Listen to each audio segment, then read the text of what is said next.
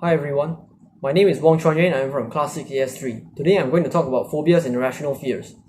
Almost everyone has an irrational fear or two, of spiders for example, or your annual dental checkup. For most people, these fears are minor, but when fears become so severe that they cause tremendous anxiety and interfere with your normal life, they are called phobias.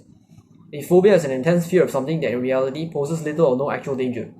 Common phobias and fears include closed-in spaces, heights, highway driving, flying insects, snakes, and needles.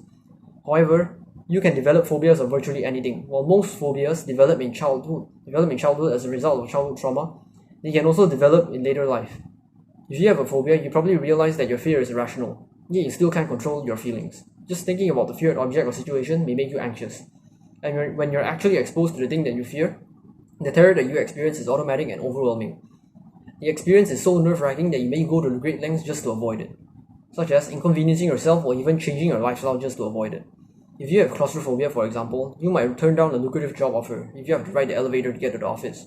Or, for example, if you have a fear of heights, you might drive an extra 20 miles just in order to avoid a tall bridge. It is also important to be able to differentiate between fear and phobia. It is normal and even helpful to experience fear in dangerous situations. Fear serves a protective purpose, activating the automatic fight or flight response. With our bodies and minds alert and ready for action, we are able to respond quickly and to protect ourselves. But with phobias, the threat is non-existent or greatly exaggerated. For example, it is only natural to be afraid of a snarling Doberman, but it is irrational to be terrified of a friendly poodle on a leash, as you might be if you have a dog phobia. There are many different types of phobias. Examples of more common ones are acrophobia, which is the fear of heights, entomophobia, the fear of insects, and claustrophobia, the fear of small tight spaces. Examples of rarer and less common phobias are Plutophobia, the fear of money, xanthophobia, the fear of the color yellow, and Plutophobia, the fear of bathing. The symptoms of phobia can range from mild feelings of apprehension and anxiety to a full-blown panic attack. Typically, the closer you are to the thing that you're afraid of, the greater your fear will be. Your fear will also be greater if getting away is harder and more difficult. Some of the symptoms of phobias include difficulty breathing, chest pain or tightness and a racing or pounding heart. Although phobias are common, they don't always cause considerable distress or significantly disrupt your life.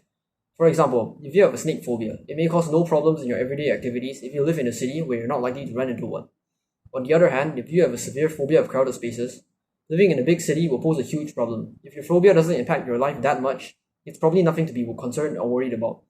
But if avoidance of the object, activity, or situation that triggers your phobia interferes with your normal functioning as well as your daily life, or keeps you from doing things that you would otherwise enjoy, it is time to seek help.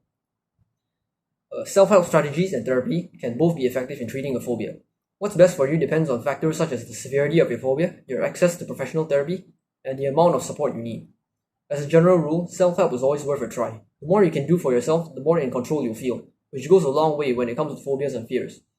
However, if your phobia is so severe that it triggers panic attacks or uncontrollable anxiety, you may want to seek additional support, such as going to therapy or talking to a therapist. Therapy for phobias has a great track record. Not only does it work extremely well, but you tend to see results very quickly, sometimes in as little as 1 or 4 sessions. However, support doesn't have to come in the guise of a professional therapist. Just having someone to hold your hand or stand by your side as you face your fears can be extremely helpful. So this is my talk on phobias and irrational fears. Thank you for spending your time to listen to me. Thank you.